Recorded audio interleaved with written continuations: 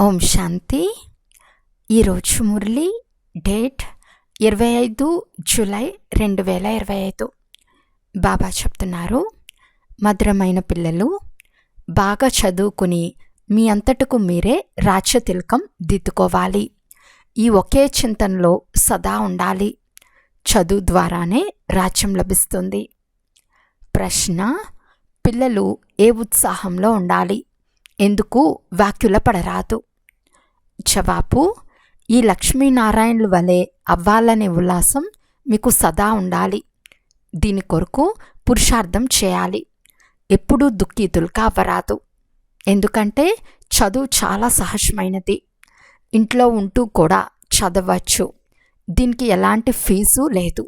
కానీ ధైర్యం తప్పకుండా ఉండాలి.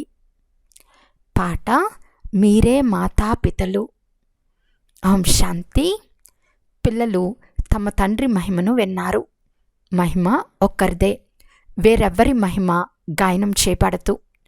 బ్రహ్మ, విష్ణు, శంకరులకు కూడా ఏ మహిమ లేదు.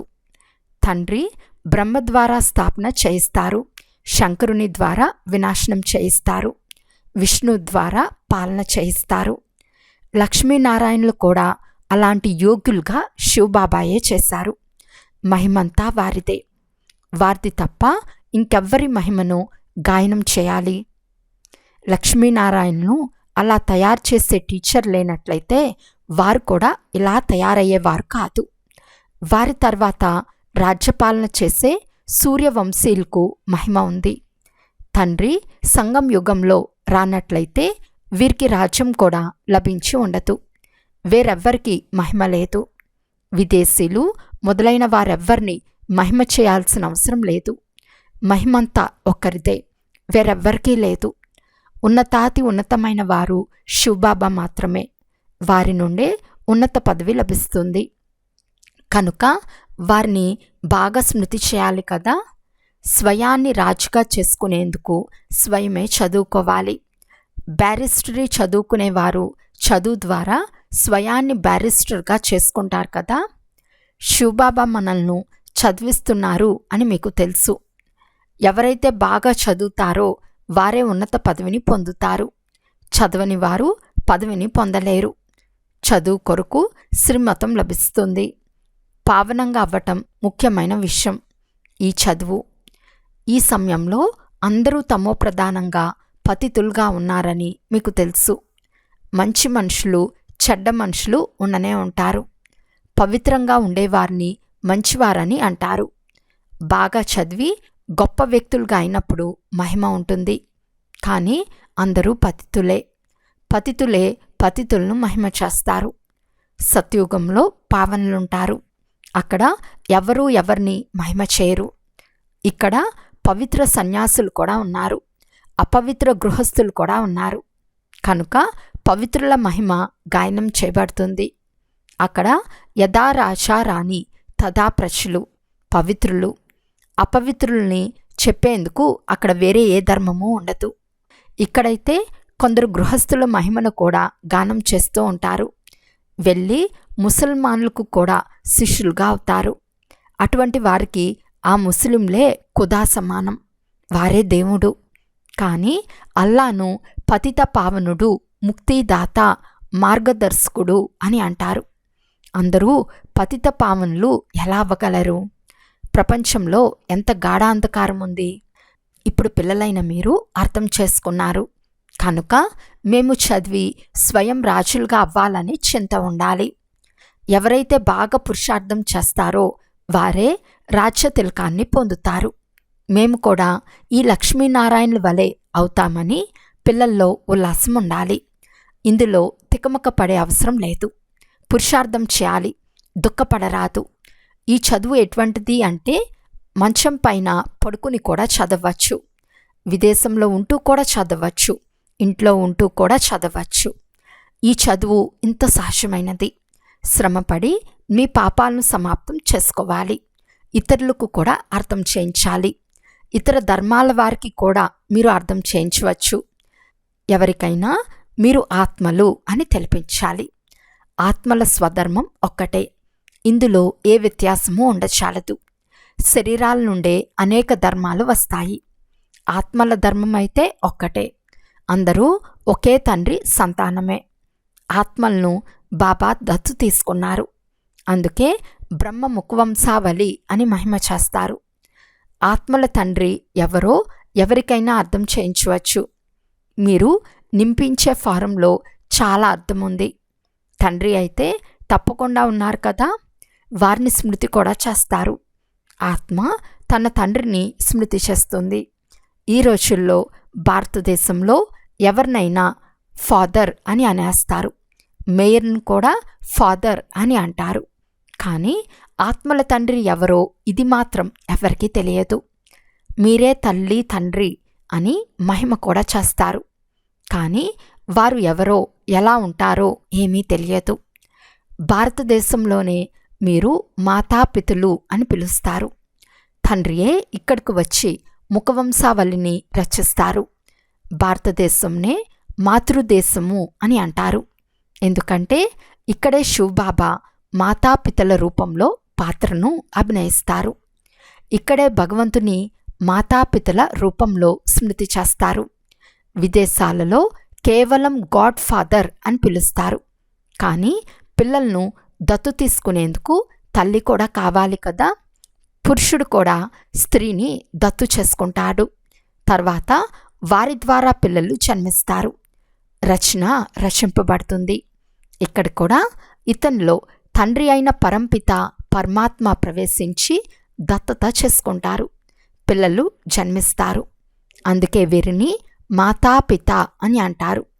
వారు ఆత్మలకు తండ్రి. వారు ఇక్కడికి వచ్చి ఉత్పత్తి చేస్తారు. మీరు పిల్లలుగా అవుతారు. కనుక ఫాదర్ మదర్ అని అంటారు. అది అతి మధురమైన ఇల్లు. అక్కడ ఆత్మలు నివసిస్తాయి. అక్కడకు బాబా తప్ప వేరెవ్వరూ తీసుకెళ్ళలేరు. ఎవరైనా కలిస్తే మీరు మధురమైన ఇంటికి వెళ్ళాలని అనుకుంటున్నారా అని అడగండి. అలాగైతే తప్పకుండా పావనంగా అవ్వవలసి ఉంటుందని చెప్పండి. ఇప్పుడు మీరు పతితులుగా ఉన్నారు. ఇది ఇనుపయుగ తమో ప్రధాన ప్రపంచం. ఇప్పుడు మీరు వాపస్ ఇంటికి వెళ్ళాలి. ఇనుపయుగ ఆత్మలు వాపస్ ఇంటికి వెళ్ళలేవు. ఆత్మలు మధురమైన ఇంట్లో పవిత్రంగా ఉంటాయి. కనుక స్మృతి ద్వారానే వికర్మలు వినాశనమవుతాయని ఇప్పుడు తండ్రి అర్థం చేయిస్తున్నారని చెప్పండి. ఏ దేహదారిని స్మృతి చేయకండి. బాబాను ఎంతగా స్మృతి చేస్తారో అంత పావనంగా అవుతారు. అంతేకాక నెంబర్ వారుగా ఉన్నత పదవిని పొందుతారు. లక్ష్మీనారాయణల చిత్రం చూపించి ఎవరికైనా అర్థం చేయించడం కూడా సులభం. భారతదేశంలో వీరి రాజ్యం ఉండేది. వీరు రాజ్యం చేస్తున్నప్పుడు విశ్వంలో శాంతి ఉండేది. విశ్వంలో శాంతిని తండ్రి మాత్రమే తీసుకురాగలరు. వేరెవ్వరికీ ఆ శక్తి లేదు. ఇప్పుడు తండ్రి మనకు రాజయోగాన్ని నేర్పిస్తున్నారు. నూతన ప్రపంచంలో రాజాది రాజులుగా ఎలా అవ్వగలరో తెలియచేస్తున్నారు. బాబాయే జ్ఞానసాగర్లు. కానీ వారిలో ఏ జ్ఞానం ఉందో ఎవరికీ తెలియదు. సృష్టి ఆది మధ్యాంతాల చరిత్ర భూగోళాలు బేహద్ తండ్రి మాత్రమే వినిపిస్తారు. మనుషులు కొన్నిసార్లు సర్వవ్యాపి అని అంటారు, లేక అందరి ఆంతరంగంను తెలిసినవాడని అంటారు. స్వయాన్నిలా చెప్పుకోలేరు. ఈ విషయాలన్నీ తండ్రి కూర్చుని అర్థం చేయిస్తున్నారు. బాగా ధారణ చేసి హర్షితంగా వాలి. ఈ లక్ష్మీనారాయణల చిత్రాన్ని సదా హర్షితముఖులుగానే తయారు చేస్తారు. స్కూల్లో పెద్ద తరగతిలో చదివేవారు ఎంత హర్షితంగా ఉంటారు. వీరు చాలా పెద్ద పరీక్ష పాస్ అవుతున్నారని ఇతరులు కూడా అర్థం చేసుకుంటారు. ఇది చాలా ఉన్నతమైన చదువు. ఫీజు మొదలైనవి ఏవీ అవసరం లేదు. కేవలం ధైర్యం కావాలి. స్వయాన్ని ఆత్మ అని భావించి తండ్రిని స్మృతి చేయాలి. ఇందులోనే మాయ విఘ్నాలను కలిగిస్తుంది. పవిత్రులు కండి అని తండ్రి చెప్తున్నారు. తండ్రితో ప్రతిజ్ఞ చేసి మళ్ళీ ముఖం నల్లగా చేసుకుంటారు. అనగా వికారాలకు వశమవుతారు. మాయ చాలా శక్తివంతమైనది. ఫెయిల్ అయ్యారంటే వారి పేరు మహిమ చేయబడదు.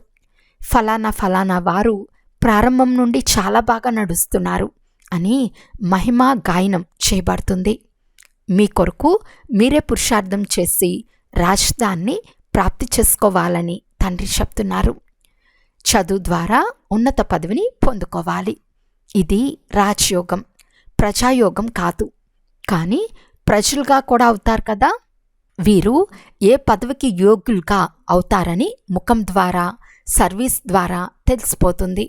ఇంట్లో విద్యార్థి నడవడికల ద్వారా మొదటి నంబర్లో వస్తాడా, మూడో నంబర్లో వస్తాడా అని అర్థం చేసుకుంటారు కదా. ఇక్కడ కూడా అలాగే అంతిమంలో పరీక్ష పూర్తి అయినప్పుడు మీకు అంతా సాక్షాత్కారం అవుతుంది. సాక్షాత్కారం అవ్వటంలో సమయం పట్టదు.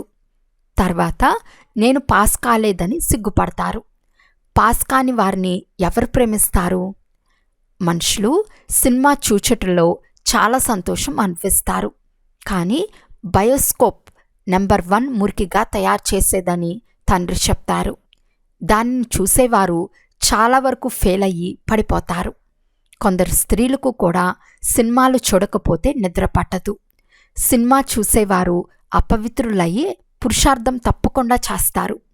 ఇక్కడ ఏం జరుగుతూ ఉందో, ఎందులో మనుషులు సంతోషం ఉందని అనుకుంటున్నారో అదంతా దుఃఖంనిచ్చేదే. ఇవి వినాశీ సంతోషాలు. అవినాశీ ఖుషి అవినాశీ తండ్రి ద్వారానే లభిస్తుంది.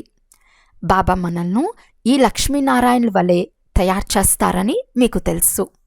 మొదట 21 జన్మలకని రాసేవారు. కానీ ఇప్పుడు బాబా 50-60 జన్మలని రాస్తారు. ఎందుకంటే ద్వాపరంలో కూడా మొదట చాలా ధనవంతులుగా సుఖంగా ఉంటారు కదా. భలే పతితులుగా అవుతారు. కానీ ధనం చాలా ఉంటుంది. పూర్తిగా తమోప్రధానమైనప్పుడు దుఃఖం మొదలవుతుంది. మొదట సుఖంగానే ఉంటారు. ఎప్పుడు చాలా దుఃఖితులుగా అవుతారో అప్పుడు తండ్రి వస్తారు. మహా అజామిలుని వంటి పాపాలను కూడా ఉద్ధరిస్తారు. నేను అందరికీ ముక్తిధామానికి తీసుకెళ్తాను.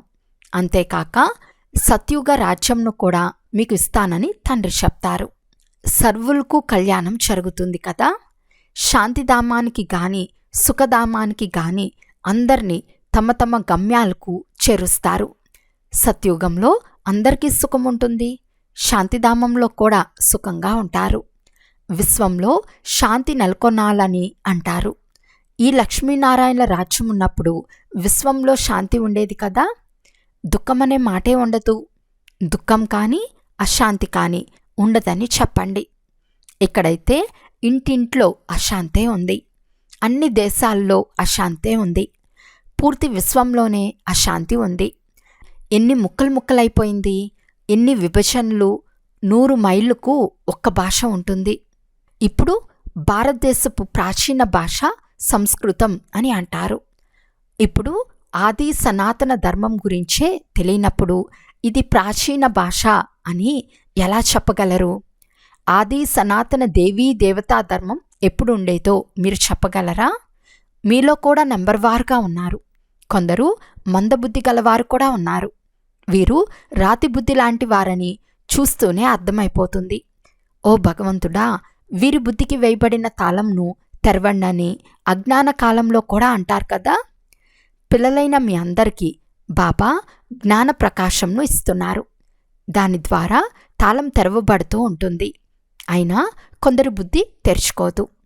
బాబా, మీరు బుద్ధివంతుల బుద్ధి, మా పతి బుద్ధికి వేయబడిన తాళం తెరవండి అని అంటారు.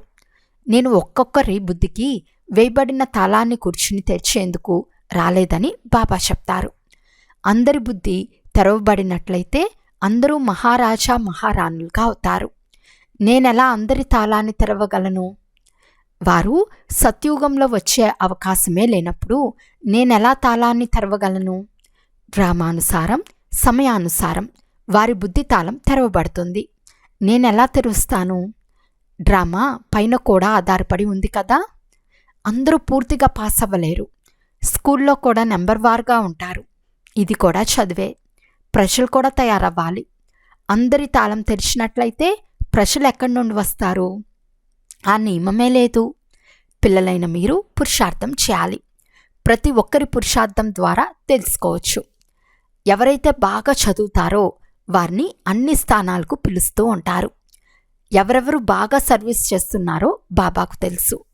పిల్లలు బాగా చదవాలి, బాగా చదివితే ఇంటికి తీసుకెళ్తాను, మళ్ళీ స్వర్గంలోకి పంపిస్తాను. చదువుకుంటే శిక్షలు చాలా కఠినంగా ఉంటాయి, పదవి కూడా భ్రష్టమైపోతుంది. విద్యార్థులు టీచర్ను ప్రత్యక్షం చేయాలి. స్వర్ణిమ యుగంలో పారస్ బుద్ధి ఉండేది, ఇప్పుడు ఇనుప యుగం కనుక ఇక్కడ స్వర్ణిమ యుగ బుద్ధి ఎలా ఉంటుంది? ఒకే రాజ్యం, ఒకే ధర్మం ఉన్నప్పుడు విశ్వంలో శాంతి ఉండేది. భారతదేశంలో వీరి రాజ్యం ఉన్నప్పుడు విశ్వంలో శాంతి ఉండేదని మీరు వార్తాపత్రికల్లో కూడా ప్రచురించవచ్చు. చివరికి తప్పకుండా అర్థం చేసుకుంటారు. పిల్లలైన మీ పేరు ప్రసిద్ధమవ్వాలి. ఆ చదువులో అనేక పుస్తకాలు మొదలైనవి చదువుతారు. ఇక్కడ అటువంటిది ఏమీ లేదు. చదువు చాలా సులభం. పోతే స్మృతిలో మంచి మంచి మహారథులు కూడా ఫెయిల్ అవుతారు. స్మృతి పదును లేకుంటే జ్ఞాన ఖడ్గం ఉపయోగపడదు. చాలా స్మృతి చేసినట్లయితే పదును వస్తుంది. భలే బంధనంలో ఉండి కూడా స్మృతి చేస్తూ ఉంటే చాలా లాభం ఉంటుంది. ఎప్పుడు బాబాను చూసి కూడా ఉండరు, స్మృతిలోనే ప్రాణం వదిలేస్తారు. కనుక చాలా మంచి పదవి పొందుకోగలరు. ఎందుకంటే చాలా స్మృతి చేస్తారు. తండ్రి స్మృతిలో ప్రేమతో కన్నీరు కారుస్తారు. ఆ కన్నీరు ముత్యాలుగా అవుతాయి. అచ్చా, మధురాతి మధురమైన అపురూపమైన పిల్లలకు మాతాపిత బాప్దాదాల ప్రియ స్మృతులు మరియు గుడ్ మార్నింగ్. ఆత్మిక పిల్లలకు ఆత్మిక తండ్రి నమస్తే. ఆత్మిక తండ్రికి ఆత్మిక పిల్లల యొక్క ప్రియ స్మృతులు మరియు నమస్తే నమస్తే నమస్తే. ధారణ కొరకు ముఖ్య సారము. ఫస్ట్ పాయింట్, మీ కొరకు మీరే పురుషార్థం చేసి ఉన్నత పదవిని పొందాలి. చదువు ద్వారా స్వయానికి రాజ్యతిలకంను దిద్దుకోవాలి. జ్ఞానం బాగా ధారణ చేసి సదా హర్షితంగా ఉండాలి. సెకండ్ పాయింట్, జ్ఞాన ఖడ్గంలో స్మృతి అనే పదును నింపాలి. స్మృతి ద్వారానే బంధనాలను తెంచాలి. ఎప్పుడూ చెడు సినిమాలు చూసి మీ సంకల్పాలను అపవిత్రంగా చేసుకోరాదు. వరదానము, లౌకికాన్ని అలౌకికంలోకి పరివర్తన చేసి అన్ని బలహీనతల నుండి ముక్తంగా అయ్యే మాస్టర్ సర్వశక్తివాన్ భవ. ఎవరైతే మాస్టర్ సర్వశక్తివంతులు నాలెడ్జ్ఫుల్ ఆత్మలుగా ఉంటారో వారు ఎప్పుడూ ఏ బలహీనత లేక సమస్యలకు వశీభూతులు కావరు. ఎందుకంటే అమృతవేళ నుండి వారు ఏం చూస్తారో, ఏం వింటారో, ఆలోచిస్తారో లేక కర్మలు చేస్తారో వాటిని లౌకికం నుండి అలౌకికంలోకి పరివర్తన చేసేస్తారు. ఏ లౌకిక వ్యవహారంనైనా నిమిత్తంగా చేస్తూ అలౌకిక కార్యం సదా స్మృతిలో ఉంటే ఏ విధమైన మాయవీ వికారాలకు వశీభూతమైన వ్యక్తి యొక్క సంస్కారంతో స్వయం వశీభూతం అవ్వరు. తమోగుని వైబ్రేషన్లో కూడా సదా కమల్ పుష్ప సమానంగా ఉంటారు. లౌకిక బురదలో ఉంటూ కూడా దాని నుండి భిన్నంగా అంటే అతీతంగా ఉంటారు. స్లోగన్, అందరినీ సంతుష్టపరుస్తే పురుషార్థంలో హై జంప్ జరుగుతుంది. అవ్యక్త సూచన, సంకల్పాల శక్తిని జంప్ చేసుకొని శ్రేష్టమైన సేవకు నిమిత్తులుగా అవ్వండి. సంకల్ప శక్తిని జమ చేసుకోవాలి అంటే ఏ విషయాన్ని చూసినా విన్నా సెకండ్లో ఫుల్ స్టాప్ పెట్టి అభ్యాసం చేయండి. ఒకవేళ సంకల్పాల్లో ఎందుకు ఏమిటి అనే ప్రశ్నలు క్యూను తయారు చేసి వ్యర్థరచనను రచిస్తే దాన్ని పాలన చేయాల్సి వస్తుంది. సంకల్పము, సమయము, శక్తి అందులో ఖర్చు అవుతూ ఉంటుంది. అందువలన ఇప్పుడు ఈ వ్యర్థరచన యొక్క బర్త్ కంట్రోల్ చేయండి. అప్పుడు బేహద్ సేవకు నిమిత్తంగా అవ్వగలరు. అచ్చా, ఓం శాంతి.